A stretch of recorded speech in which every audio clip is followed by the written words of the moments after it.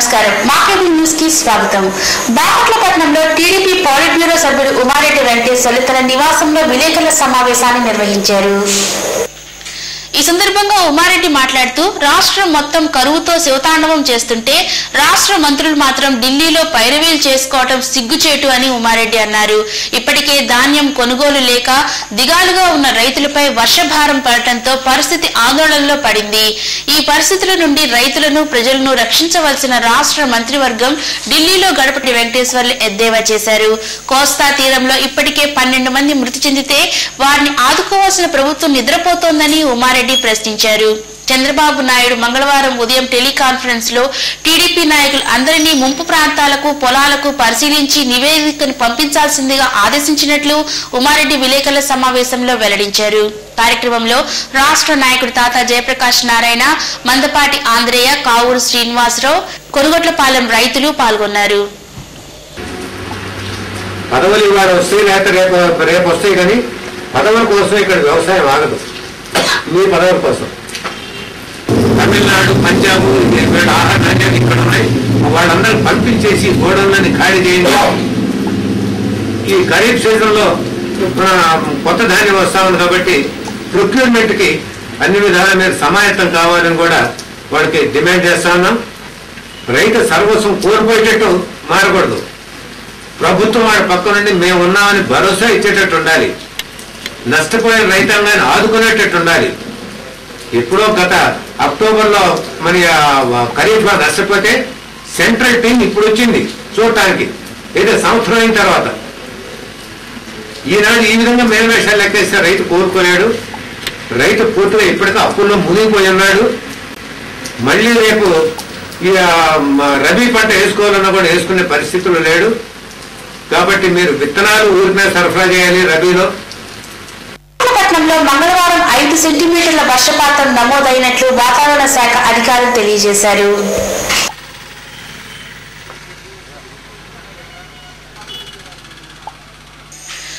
మంగళవారం తెల్లవారుజాము నుండి విడతల వారీగా జోరు వాన కురియటంతో ఎక్కడి వారు అక్కడే స్తంభించిపోయారు. రిక్షా కార్మికులు, పెయింటర్స్, బేల్దారులు పనులు లేక, మైక్రో ఫైనాన్సులు కట్టలేక నానా యాతన పడుతున్నారు. పరిస్థితిని బట్టి ప్రభుత్వం వారు ఏదైనా సహాయక చర్యలు చేపట్టడం జరిగితే బాగుంటుందని కార్మికులు అంటున్నారు. తీవ్ర వర్షం వలన సముద్ర తీర ప్రాంతాల్లో భూగర్భ జలాలు ఎక్కువ అవటం వలన ప్రమాదం పొంచి ఉన్నదని మేధావులు అంటున్నారు. బాపట్లపట్నంలోని ఇంటిగ్రేటెడ్ హాస్టల్స్ ను జాతీయ ST commission member Karreddula Kamal Kumar పరిశీలించారు. ఎస్టీ హాస్టల్స్ నందు విద్యార్థులకు వసతి సౌకర్యాలు సరిగ్గా లేవన్న విషయాన్ని కమిషన్ గుర్తించారా లేదన్నది తెలియాల్సిన విషయం.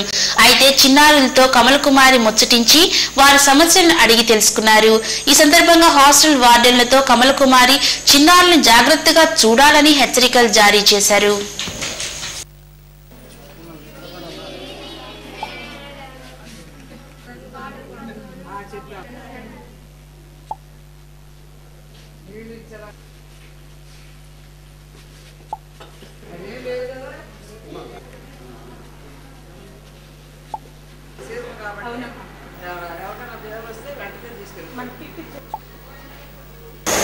భారీ వర్షాలకు బాపట్లపట్నంలోని రైల్వే స్టేషన్ నందు ప్రయాణికులు రైళ్ల కోసం ఎదురుచూపులు చూడటం జరిగింది.